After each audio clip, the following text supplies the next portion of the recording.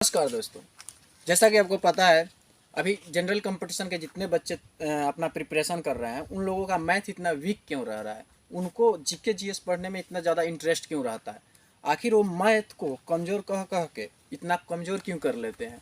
Main reason जानिए दोस्तों। अगर आपको जीके जीएस पढ़ने के लिए 4 घंटा भी दे दिया जाएगा तो आपको लगेगा कि कम ही पड़ गया है, लेकिन यहीं आपको बोल दिया जाएगा कि मैथ आधा घंटा बनाना है, यानी उसको प्रैक्टिस करना है, तो टफ लगने लगेगा। यही मेन रीज़न है कि इसीलिए बच्चे मैथ को हार्ड कह कह के और उनको हार्ड लगने लगा है और उनका पेपर ख़राब हो जा रहे हैं। आखिर मेन रीज़न क्या है?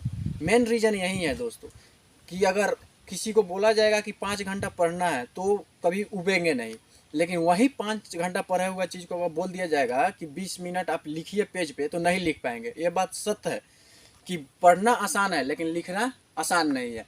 पढ़ने के लिए सोचने की ज़रूरत नहीं होता है, लेकिन लिखने के लिए सोचने की ज़रूरत होता है, जो कि हर एक बच्चों को डर लगता है लिखने से। क्योंकि लिखने के लिए आपके पास प्रेजेंस ऑफ माइंड होना चाहिए, सोचने की कैपेसिटी होना चाहिए। पढ़ने के लिए सोचने की कैपेसिटी नहीं होना चाहिए। जो आप पढ़ाई करेंगे बिना किसी सोचे पूरा बुक खत्म कर लेंगे पढ़ते पढ़ते, लेकिन यही लिखने के लिए बोल दिया जाएगा तो आप 2 पेज भी सही से नहीं लिख पाएंगे और आपसे यानी आउटपुट उतना नहीं निकल पाएगा। मैथ में वही चीज़ होता है, मैथ पढ़ना नहीं पड़ता है, मैथ में लिखना पड़ता है, यानी प्रैक्टिस करना पड़ता है, जिससे सभी को डर लगता है और फाइनली मैथ उनका कमज़ोर हो जाता है। यही रीज़न है कि मैथ कमज़ोर होने का दोस्तों, क्योंकि जब भी प्रैक्टिस के लिए बात बोला जाता है तो कोई प्रैक्टिस नहीं कर पाता है, केवल वर्ली देख लेगा, फार्मूला रटने की कोशिश करेगा। फार्मूला रटने से नहीं होता है, जब तक आप कलम कॉपी पर नहीं लिखिएगा तब तक आपका कंसेप्ट क्लियर नहीं होगा मैथ का।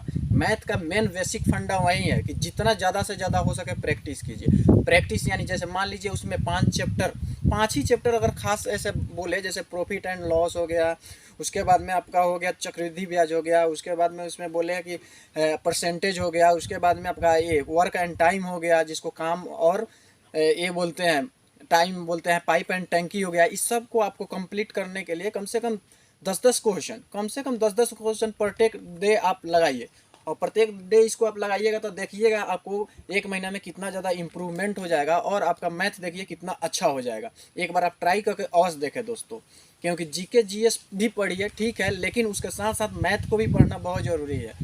आप पढ़ने के लिए आपको कहीं ना कहीं पेन और कॉपी लेके बैठना होगा और आपको साथ में प्रैक्टिस भी करना होगा। जब तक नहीं आप प्रैक्टिस कीजिएगा तब तक इसका कोई कल्याण नहीं हो सकता है। इसीलिए बोला जाता है दोस्तों कि हमेशा सेट बनाएं, क्योंकि सेट बच्चे बनाने से इसीलिए डरते हैं क्योंकि एक तो उनको 1 घंटा रेगुलर उस पर बैठना पड़ेगा, 90 मिनट 100 मिनट जो भी टाइम उनको देना पड़ेगा, जो कि वो देते नहीं है। और पढ़ाई अगर जीके जीएस की बात करें तो जीके जीएस वो 3-4 घंटा भी आराम से सोए सोए पढ़ लेंगे, लेकिन कभी भी नहीं बोलेंगे कि हम उबे हुए हैं। लेकिन यही मैथ अगर बोल दिया जाए उनको कि आधे घंटा मात्र आप बनाइए, थोड़ी देर में बोलेंगे कि नहीं हमसे नहीं बनेगा, ये हो जाएगा। ऐसे ही कर करके वो टालते रहते हैं, फाइनली एग्जाम में उनका मार्क्स ऑलरेडी डिक्रीज हो जाता है, जो कि सही नहीं है। कोई भी एग्ज़ाम निकालने के लिए आपको मैथ स्ट्रांग होना बहुत ज़रूरी है। बहुत सारे लोग बोलते हैं कि नहीं हम तो इस पर ये फोकस ही नहीं करते हैं, हमको जीके जीएस ही अच्छा लगता है। फैक्ट तो यही है कि वो मेहनत नहीं करना चाहते और देखते हैं बड़ी बड़ी नौकरी का सपना, और ज़्यादातर लोग दरोगा की तरफ मूव करते हैं, बोलते हैं कि हम दरोगा की तैयारी कर रहे हैं, बीपीएससी की तैयारी कर रहे हैं। लेकिन ये बात यही है कि वो उलझ जाती है कि आखिर हमको प्रैक्टिस करना ही नहीं है, हमको मैथ बनाना ही नहीं है। बस जो सिंपल क्वेश्चन आते हैं 10-15 उसको कंप्लीट करते हैं, और बाकी जो क्वेश्चन जैसे जो अपना इंक्रीजिंग करने वाला मार्क्स रहता है, जो अपना हार्ड टॉपिक हुआ जो बाकी बच्चे छोड़ते हैं, उसको ही ये लोग भी स्किप कर जाएंगे। तो फिर आपका स्कोरिंग भी रह जाएगा, फिर एवरेज मार्क्स, तो फिर रिजल्ट कैसे होंगे? चाहे दरोगा हो या आपका एनटीपीसी हो या ग्रुप डी हो, कोई भी एग्ज़ाम के बात कर ले, कि जब तक ले आप एवरेज नंबर जो सारे बच्चे कर रहे हैं उसके अलावा अगर आप दूसरा जो हार्ड वाले क्वेश्चन है नहीं कीजिएगा, फिर आपका रिजल्ट कैसे हो पाएगा? किस उम्मीद से आप सोचिएगा कि आपका रिजल्ट हो पाएगा? जब तक आप उस क्वेश्चन को नहीं कीजिएगा जो बाकी बच्चे छोड़ रहे हैं, तब तक आपका रिजल्ट का बारे में सोच ही नहीं सकते हैं।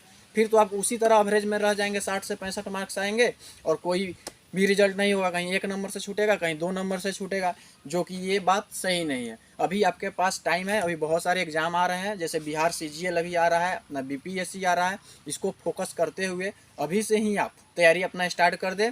आपको ही ये सोचना होगा कि किस सब्जेक्ट पे कितना टाइम हमको देना चाहिए। जैसे कि अभी बिहार सीजीएल में मैथ रीजनिंग का बहुत ज़्यादा रोल है, इस पर आपको मैथ रीजनिंग पे ही फोकस करना चाहिए। इसको प्रैक्टिस के अलावा इसका कोई उपाय नहीं है।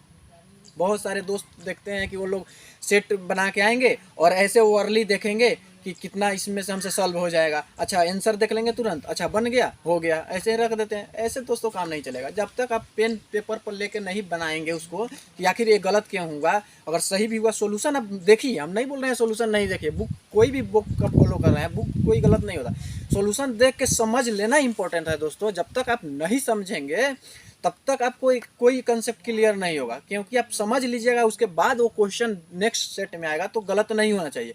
सॉल्यूशन देखना गलत बात नहीं है, नहीं समझ में आना गलत बात है दोस्तों। अगर नहीं समझ आ रहा है फिर किसी दोस्तों से हेल्प ले लीजिए।